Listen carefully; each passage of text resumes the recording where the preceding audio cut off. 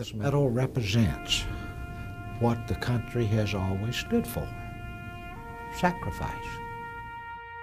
My name's on the back of it, but it doesn't mean it belongs to me. I'm just a caretaker. It didn't matter where you were from or who you were. We looked out for one another. I felt this is what a soldier is supposed to do, and I still feel that way. But this medal's not mine.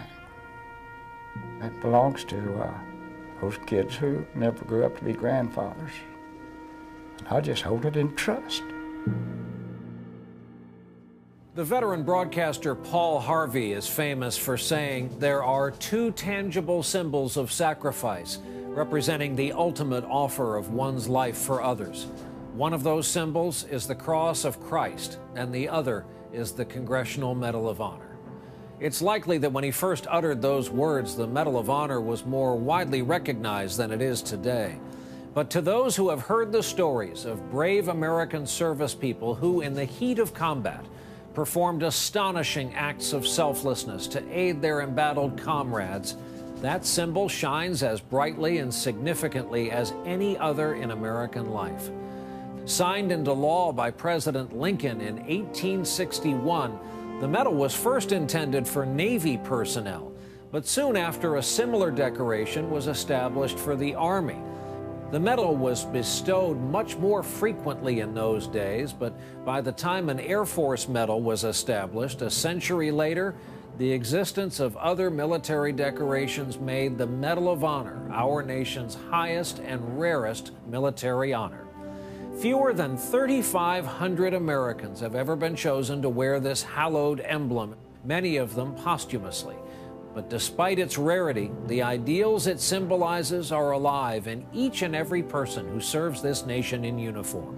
Namely, the capacity for courage, selflessness, and sacrifice that are the hallmarks of service. There can be no doubt, as we pause to take stock of our lives as Americans, we can find profound inspiration in these stories and perhaps recognize some of those prized characteristics in our civilian lives as well. You know, in the military, it's just an unsung rule. We don't leave no friendly behind. We don't leave our brothers behind. And it was in September 1969. Exact date, September 17th. It was just a routine search and destroy operation. We did them all the time. We worked hard. And this one I felt was going to be, had the feeling it was going to be a little different. So we moved through the village into the wood line. And that's when everything started to happen. And next thing I knew, I got a call that my team sergeant was killed. And my captain was severely wounded, and talked to him, and he wanted to stay, and I said no, he would have to leave, be medevac, because he was seriously wounded. And then I got another call that the next senior enlisted was seriously wounded. He had to be medevac, and they were medevac out, but they couldn't want to get to the team sergeant's body. And that body has to be recovered because we can't leave him behind. Got the body, I took 2 volunteers with me. Got the body, I turned him over to check, and he was KIA. I gave him a small prayer, and they opened fire again, and the 2 people with me got wounded. I didn't get in. I took them out, couldn't take the body out, so I had to come back again. So I got 2 more volunteers. And I went back in, and this time we were able to get the body. But while we were getting the body, you got to remember they're still shooting. And the map case come out of his pocket. So after we got out, I had to make a decision to go back in again to get the map case. And I made my mind up I was going in, and I was going to throw hand grenades as long as I could throw. He got the map case, and I got shot in the right chest, and he was able to get out.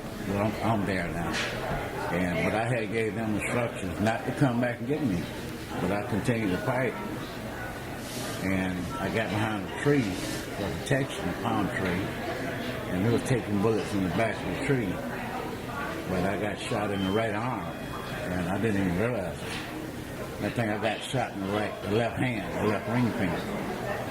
And the only thing I could do, I got my weapon, I started to fire. The country's coming to terms with some oversight, and there could have been things that influenced that in the past, and they were correcting it now, and it made me feel very proud of that. The only thing that I'll say is I hope the process continues. I don't hold anything against anyone. Times change, times go forward. We look back to correct some of the things, so that I feel good about that.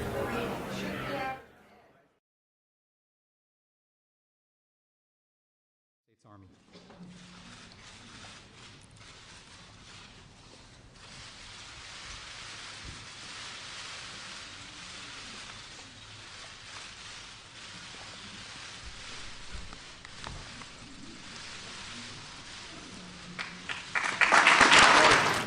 Awarded some type of recognition for valor.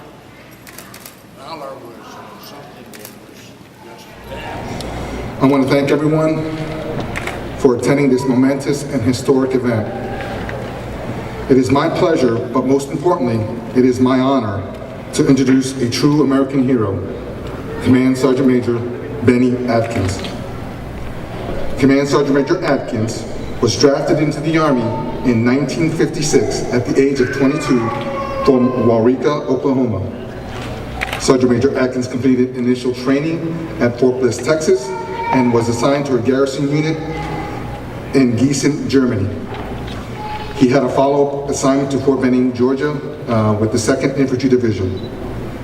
He volunteered for Special Forces in 1961 and served more than 13 years with 3rd, 5th, 6th, and 7th Special Forces Group for 3 non-consecutive tours.